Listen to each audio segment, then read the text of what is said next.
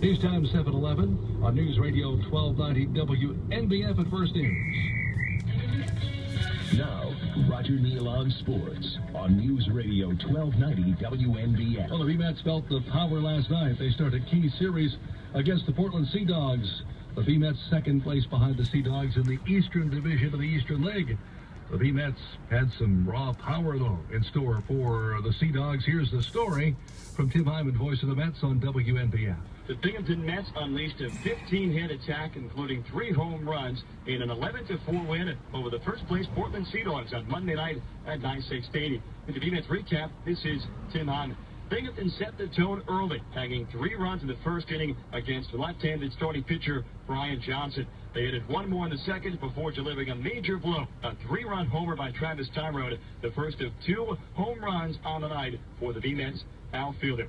On the pitcher's mound, Corey Mazzoni, in his first start of the season with Binghamton, allowed 3 runs on 5 hits over 5 innings to pick up the win. Binghamton kept the offensive attack up against the Sea Dogs bullpen. Travis Tyrone led off the 5th with the solo shot, and Brandon Nimmo went deep with a 3-run homer in the 6th, his second long ball as a Binghamton Net. With the win, the Nets move within 7 games of first place, and they'll look to make it 2 in a row on Tuesday night as the 4-game series continues. First pitch in Game 2 at 6:35. Our pregame coverage begins at 6:20 here on News Radio 1290 WNBF. Eastern League announced yesterday that 4 Binghamton Mets have been named to the All-Star Classic. Infielder Brian Burgundy, outfielder Kyle Johnson, and from the pitching staff, Cody Satterwhite and John Velasquez, all named to the All-Star game. It'll be the Eastern League All-Star stop at People's Natural Gas Field at Altoona. Festivities on July the 15th, including the Ghostman Games and Hitting Challenge, then the actual All-Star game itself on the 16th. The Eastern League All-Star game, that is coming up next week. News time 7:13 on WNBF.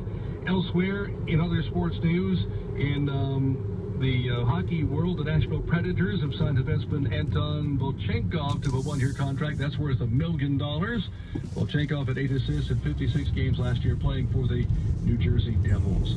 Also on the Major League board, getting back to baseball, in the National League, the Mets won, beating Atlanta 4-3. That game went 11 innings. Yankees supposed to win. New York beat Cleveland. The final score 5-3. First news time on WNBF is 7:13. Knicks have hired Kurt Rambis as associate head coach, reuniting him with former Laker head coach Derek Fisher. That announcement came yesterday. And a Yankees fan has filed a $10 million lawsuit against 2 ESPN announcers, contending they mocked him when he was caught on national TV sleeping in his seat during a game at Yankee Stadium. And he admits in court documents he napped during a game against the Red Sox on April 13th, but says commentators Dan Shulman and John Kruk unleashed an avalanche of disparaging words against him. The suit says they used words like fatty and stupid. Rector says he suffered substantial injury to his character and reputation, and mental anguish, loss of future income, and loss of earning capacity. The lawsuit filed in Bronx Supreme Court Thursday also names ESPN, Major League Baseball, and the Yankees as defendants. They did not immediately respond to requests for comment.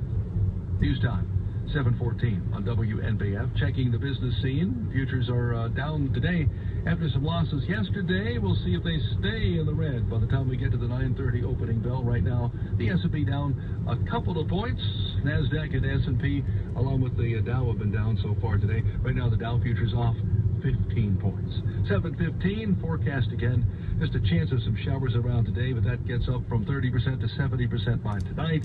If we get some rain tonight, could be accompanied by some thunder, lightning, and gusty winds and heavy rain at times. Right now, our temperature's holding at, right now, so it's moved up, 72 downtown at WNBF. Humidity level is now at 80%.